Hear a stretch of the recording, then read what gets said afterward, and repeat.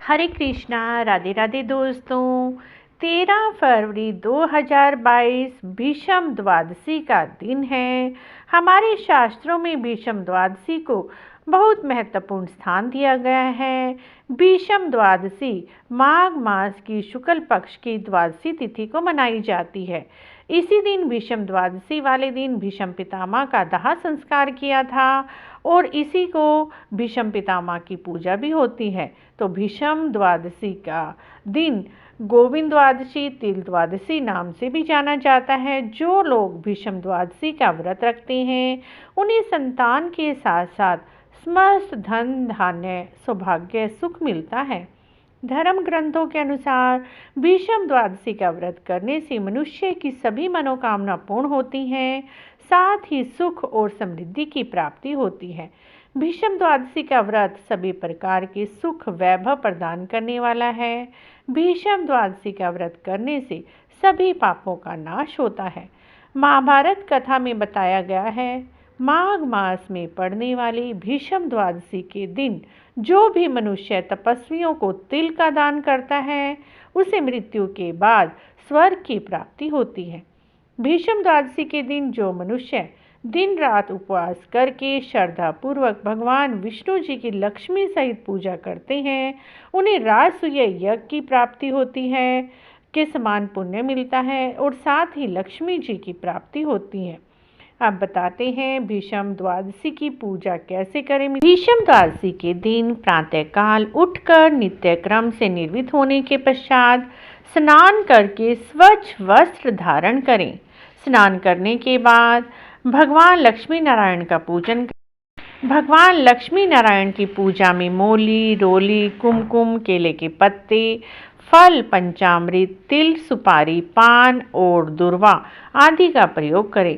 आप भगवान को भोग लगाने के लिए दूध, शहद, केला, गंगा जल, तुलसी पत्ता, मेवा मिलाकर पंचामृत बनाएं और इससे भगवान को भोग लगाएं।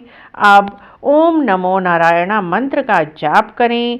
अब हम आपको भीष्म द्वादशी की कथा सुनाते हैं। अगर आप पूजा पाठ और व्रत ना भी कर पाएं तो कोई बात नहीं, इस दिन भीष्म द्वादशी की कथा अवश्य सुननी चाहिए। इस दिन भगवान विष्णु जी और लक्ष्मी सहित पूजन करें और उसके बाद ब्राह्मणों को कुछ दान अवश्य दें और खुद भी भोजन ग्रहण करें। अगर आप ब्राह्मणों को भोजन नहीं करा पाते तो ब्राह्मणों के निमित्त कुछ पैसे निकाल के रख दीजिए। जब भी आप मंदिर जाएं वह मंदिर में आप चढ़ा सकते हैं।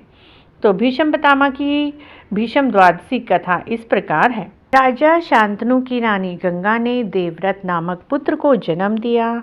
उसके जन्म के बाद गंगा शांतनु को छोड़कर चली गई क्योंकि उन्होंने ऐसा वचन दिया था। शांतनु गंगा के वियोग में दुखी रहने लगे।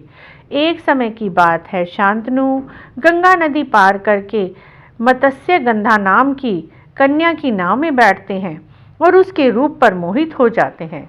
राजा शांतनु कन्या के पिता के पास जाकर उनकी कन्या का हाथ मांगते हैं, विवाह करना चाहते हैं, परंतु मत्स्य गंधा के पिता राजा शांतनु के समक्ष एक शर्त रखते हैं कि उनकी पुत्री को होने वाली संतान ही हस्तिनापुर राज्य का उत्तराधिकारी बनेगी, तब वह विवाह हो सकता है।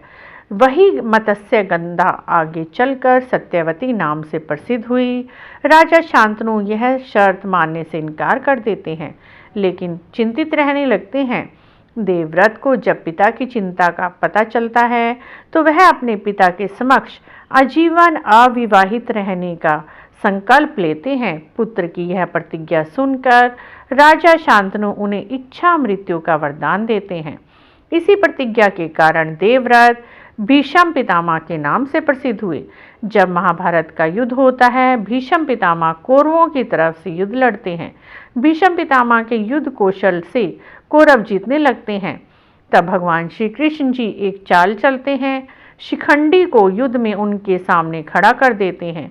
अपनी प्रतिज्ञा के अनुसार शिखंडी पर शस्त्र न उठाने के कारण भीष्म युद्ध क्षेत्र में अपने शस्त्र त्याग देते हैं, जिससे अन्य योद्धा अवसर पाकर उन पर तीरों की बौछार कर देते हैं।